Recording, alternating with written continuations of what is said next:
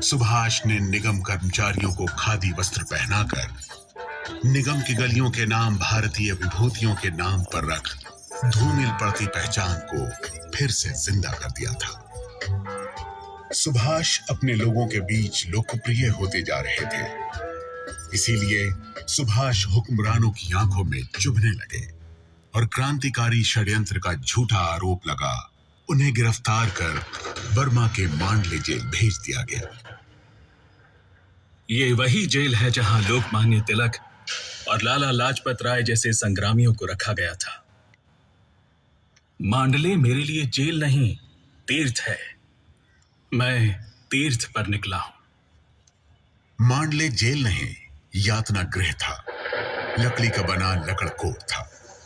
मौसम की मार पड़ती बारिश का पानी अंदर फंसा था। कहां खड़े हूं, कहां बैठे। गिरता स्वास्थ्य और निमोनिया की मार झेल 3 साल की सजा के बाद वे एक मजबूत नेता के रूप में बाहर निकले। सुभाष युवाओं के चहेते बन गए थे। उनकी उपस्थिति युवाओं में जोश भर देती थी। गांधी जी जब एकांत में चिंतन कर रहे थे, तब सुभाष ने स्वतंत्रता संग्राम की गति को बनाए रखने में आगे बढ़कर योगदान दिया। मिल मजदूरों को संगठित किया, साइमन कमीशन का विरोध किया, विदेशी वस्तुओं का बहिष्कार। सुभाष युवाओं और श्रमिकों के चहेते बन गए। उनकी उपस्थिति सभाओं में जोश भर देती थी। अपने पिता के साथ चले संग्राम में तो सुभाष जीत गए, लेकिन स्वाधीनता संग्राम की भूमि पर राष्ट्रपिता खड़े थे।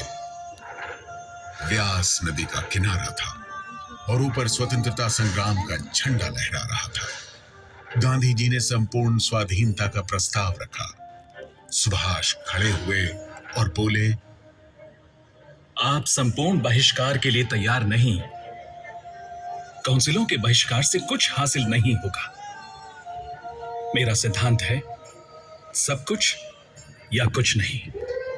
जब तक दलित, श्रमिक, वंचित संगठित नहीं होंगे, सविनय अवज्ञा कारगर नहीं होगा।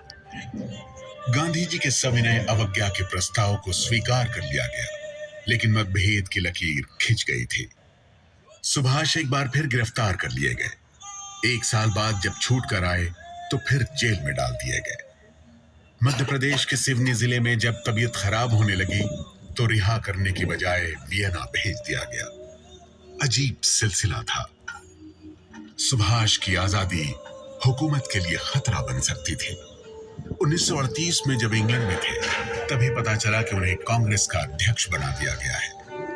नए इरादों और भविष्य के सपनों के साथ हरिपुरा गुजरात के अधिवेशन में पहुंचे और पूरे जोश से घोषणा कर दी, साथियों, धरती पर अब ऐसी कोई ताकत नहीं जो भारत को पराधीन कर सके, और आने वाले वक्त में हम इसे सत्य करके दिखाएंगे।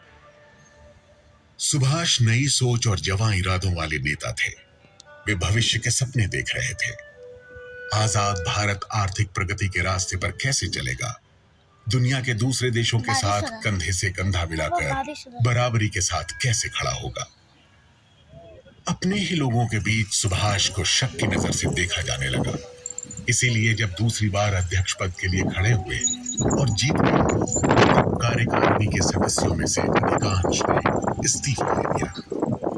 गांधी जी ने सीतारमैया की हार को अपनी हार तक कह डाला।